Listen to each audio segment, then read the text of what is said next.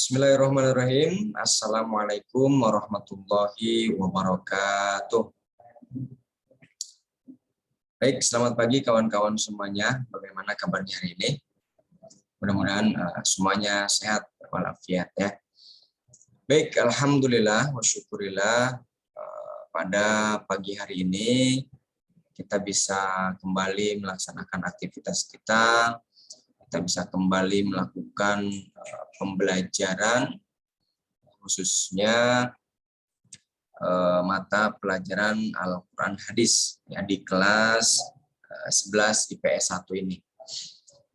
Baik, alhamdulillah kawan-kawan semuanya, kemarin kita sudah mempelajari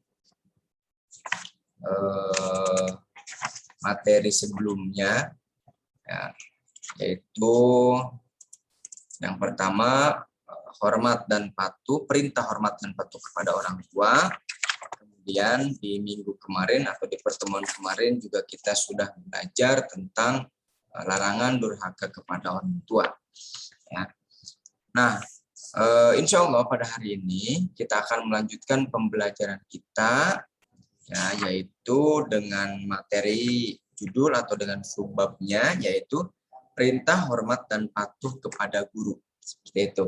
Tapi sebelumnya, sebelum kita melanjutkan pembelajaran kita alangkah baiknya kita awali pembelajaran kita pada hari ini dengan bersama membaca kalimat al-basmalah. Bismillahirrahmanirrahim. Baik kawan-kawan semuanya, kemarin seperti yang tadi saya bilang, bahwa di pertemuan kemarin kita sudah mempelajari tentang larangan durhaka kepada orang tua. Ya.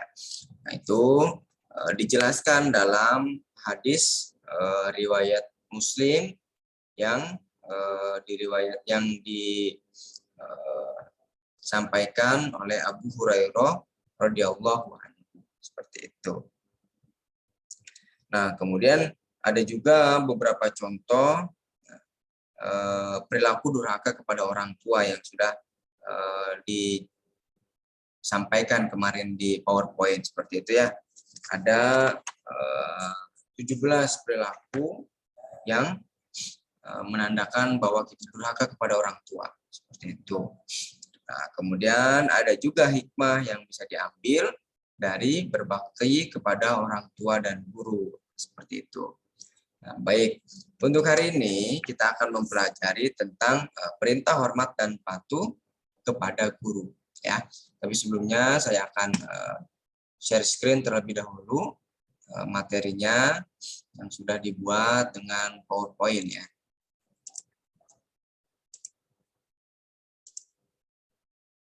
Nah, ini ya kawan-kawan ya.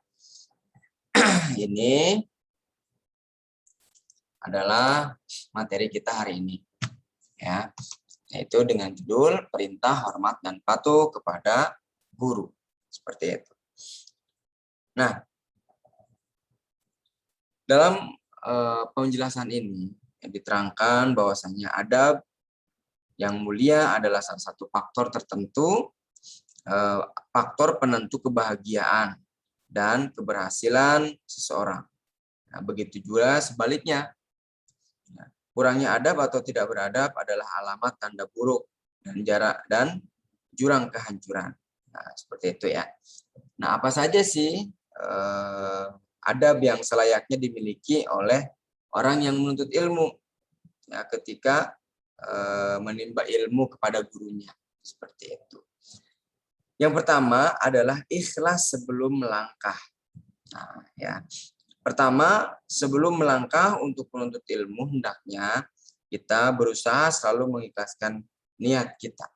Seperti itu. Nah, sebagaimana telah dijelaskan, bahwasanya niat adalah faktor penentu diterimanya sebuah amalan.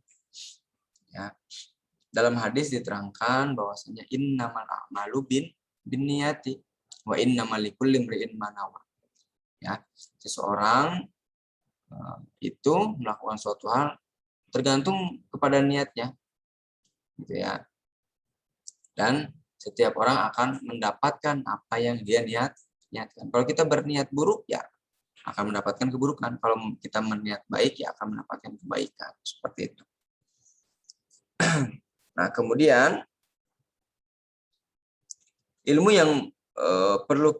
yang kita pelajari adalah ibadah, amalan yang mulia, maka sudah barang tentu membutuhkan niat yang ikhlas dalam menjalankannya. Jadi ketika kita menuntut ilmu, ya harus ikhlas dengan apapun yang diberikan oleh guru, terima dengan ikhlas.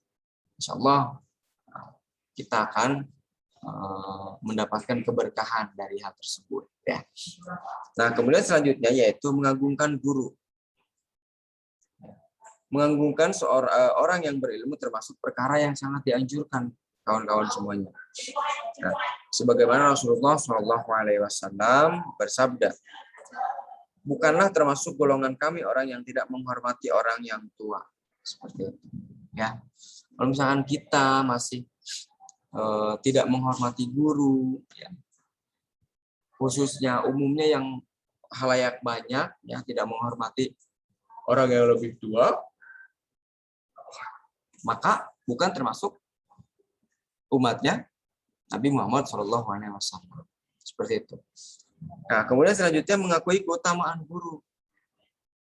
Ya, kita harus mengakui keutamaan guru.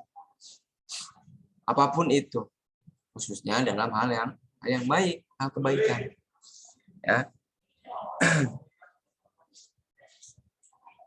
Khatib Al-Baghdadi berkata, ya, wajib bagi seorang murid untuk mengakui keutamaan gurunya. Wajib ya. Yang faqih dan hendaklah pula menyadari bahwa dirinya banyak mengambil ilmu dari gurunya. Antum semua, ya kalian semua, sedikit banyaknya mendapatkan ilmu dari siapa kalau bukan dari guru kalian masing-masing. Mau itu pelajaran apapun, sedikit banyaknya. Seperti itu. Nah, kemudian yang selanjutnya adalah mendoakan kebaikan. Rasulullah SAW bersabda, apabila ada yang berbuat baik kepadamu, maka balaslah dengan balasan yang setimpal. Apabila kamu tidak bisa membalasnya, maka doakanlah dia hingga engkau memandang telah mencukupi untuk membalas dengan balasan yang setimpal. Seperti itu ya. Nah, jadi kita saling mendoakan kepada kebaikan. Ya, berdoa agar diberikan ilmu selapang-lapangnya, diberikan ilmu sebanyak-banyaknya, ya, diberikan ilmu seluas-luasnya. Seperti itu ya. Nah, kemudian selanjutnya adalah rendah diri kepada guru. Jangan sombong. Jangan merasa kita lebih daripada guru. Ya. Ibnu Jama'ah rahimahullah berkata, hendaklah seorang murid mengetahui bahwa rendah dirinya kepada seorang guru adalah kemuliaan dan tunduknya adalah kebanggaan. Kalau misalkan kawan-kawan semuanya melihat, ya di banyak di pesantren-pesantren salafi itu, ya itu apa? Murid-murid itu sangat taat sekali kepada kiainya, kepada gurunya. Ya, sangat sangat patuh sekali, sangat memuliakan sekali. Seperti itu. Ya, makanya kita harus rendah diri, tunduk kepada guru kita, kepada orang yang memberikan kita ilmu. Nah, selanjutnya yang keenam adalah mencontoh akhlaknya. Ya. Hendaklah seorang penuntut ilmu mencontoh akhlak dari kepribadian gurunya. Ya, mencontoh kebaikan, kemudian kebiasaan dan ibadahnya. Seperti itu. Ya. Qasim bin Salam menceritakan, adalah para murid Ibnu Mas'ud, mereka belajar kepadanya untuk melihat akhlak, kepribadian dan kemuliaan, kemudian menirunya. Seperti itu. Jadi memang contoh akhlak guru kita yang baik. Ketika kita melihat ya, ada guru kita yang akhlaknya kurang baik, itu kan kurang bagus, ya jangan dicontoh. Tapi contohlah kebiasaan yang baiknya, kebiasaan yang bagus. Jangan contoh kebiasaan yang buruk. Seperti itu ya. Nah, kemudian teman-teman semuanya, kawan-kawan semuanya, ada juga perilaku yang mencerminkan sikap hormat dan patuh kepada guru. Ya. Nah, yang pertama adalah mengucapkan salam dan mencium tangannya jika bertemu. Ketika kita bertemu, papasan dengan guru dan sebagainya, atau ketemu di jalan, ya, ucapkan salam, kemudian ciumlah tangannya, seperti itu. Nah, kemudian yang kedua, mendengarkan pelajaran yang sedang diberikannya dengan penuh hormat, seperti itu. Ya. Kemudian jujur dan terbuka dalam berbicara kepadanya. Nah, jadi ya jangan berbohong ketika ditanya sama guru. Kemudian selanjutnya mengamalkan ilmunya dan membaginya kepada orang lain. Gitu ya, mengamalkan ilmunya dan membagikannya kepada orang lain. Kemudian yang kelima adalah tidak melawan, menipu dan membuka rahasia guru. Gitu ya. Jangan digibahin guru teh. Ya. Itu. Nah, kemudian selanjutnya mengikuti sifat guru yang dikenal baik akhlak, tinggi ilmu dan keahlian berwibawa, santun dan penyayang. Seperti itu, ya.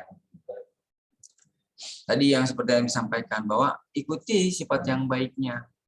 Ya, akhlak yang baiknya ikuti, kebiasaan yang baiknya ikuti. Kemudian yang ketujuh, mengagungkan guru dan meyakini kesempurnaan ilmunya. Insya Allah percaya ya kepada guru kita. Kemudian yang kedelapan, bersikap sabar terhadap perlakuan kasar atau akhlak buruk. Nah ini, ketika ada guru melakukan hal yang buruk, ya jangan ditiru, jangan diikuti. Gitu ya. Kemudian menunjukkan rasa terima kasih terhadap ajaran guru. Ya, kita perlihatkan bahwa kita memang berterima kasih kepada guru kita. Gitu ya. Kemudian sopan ketika berhadapan dengan guru, harus sopan. Ya, harus sopan, akhlaknya tadi dijaga. Ya, sikapnya, sopan santunnya kepada guru. Kemudian yang terakhir, yang 11, yaitu tidak dibenarkan berpaling atau menoleh tanpa keperluan jelas, terutama saat guru berbicara kepadanya. Kalau misalnya lagi ngomong, guru lagi diajak ngobrol, jangan ngaleos kemana-mana mukanya apa sebagainya. Gitu ya. Apalagi ketika mengajar, ketika lagi jam pelajaran, jangan ayo sibuk ngapain dan lain sebagainya. Tapi perhatikan dengan sebaik-baik. Ya, seperti itu ya kawan-kawan semuanya. Ya, tadi perintah hormat dan patuh kepada guru. Ada adab-adabnya. Adab-adabnya yang pertama tadi ikhlas sebelum melangkah. Yang kedua mengagungkan guru. Kemudian yang ketiga mengakui keutamaan guru. Ya, yang keempat adalah mendoakan kebaikan. Yang kelima rendah diri kepada guru. Yang keenam mencontoh akhlaknya. Ya, akhlak yang baiknya tapi jangan yang buruknya atau yang jeleknya. Nah, seperti itu ya kawan-kawan semuanya yang bisa saya sampaikan pada pertemuan kali ini. Yang mudah-mudahan apa yang saya sampaikan bisa bermanfaat buat kawan-kawan semuanya. Seperti itu ya. Hanya silakan dipelajari dengan sebaik-baiknya, dipahami ya, dan juga diamalkan.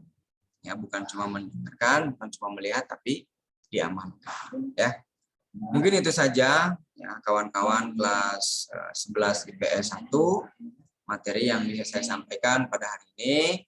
Mudah-mudahan apa yang saya sampaikan bermanfaat bagi kawan-kawan semuanya ya, dan juga bisa menjadi rujukan dan juga pedoman ya untuk selalu berbuat baik kepada guru, menjaga akhlak yang baik kepada guru, ya, berikhtiram kepada guru kita. Seperti itu ya. Itu saja mungkin kawan-kawan yang bisa saya sampaikan. Mohon maaf atas segala kekurangan. Ya, apabila ada salah-salah kata dalam penyampaian ini, mohon maaf yang sebesar-besarnya. Kita akhiri pertemuan kita pada hari ini dengan bersama membaca kalimat alhamdulillah. Alhamdulillahirabbil alamin. Summa kafaratul majlis. Subhanaka Allahumma wa bihamdika asyhadu an la ilaha illa anta astaghfiruka wa atubu ilaik. Jazakumullahu khairan katsiran. Billahi taufiq wal hidayah. Wa ridha wal inayah. Wassalamualaikum warahmatullahi wabarakatuh.